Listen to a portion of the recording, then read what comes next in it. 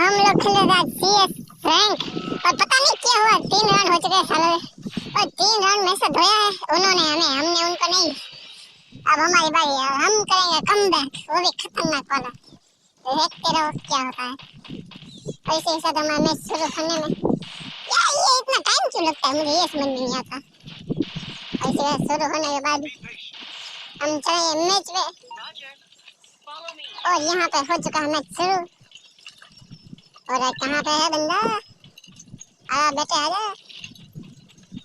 ये वाला राउंड अपने नाम ही होना चाहिए और ये वाला हम जीत चुके हैं। बीच में कट कर दिया, मैं मर गया था इसलिए।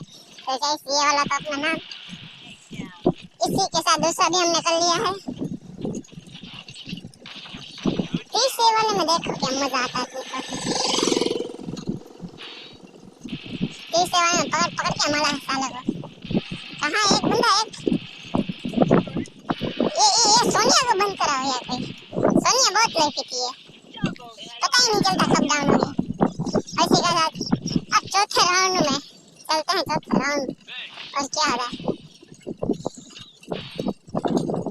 क्या होगा चौथे राउंड में देखते हैं। इस राउंड में होगा बहुत अच्छा जोरदार धमाकेदार होगा इस राउंड में।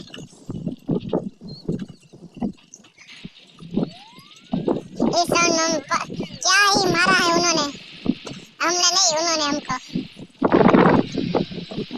इस बार तो उन्होंने मार के यहाँ पे, इसका मतलब ये है हम हर बार नहीं जीत सकते, समझे? हर बार अपनी ही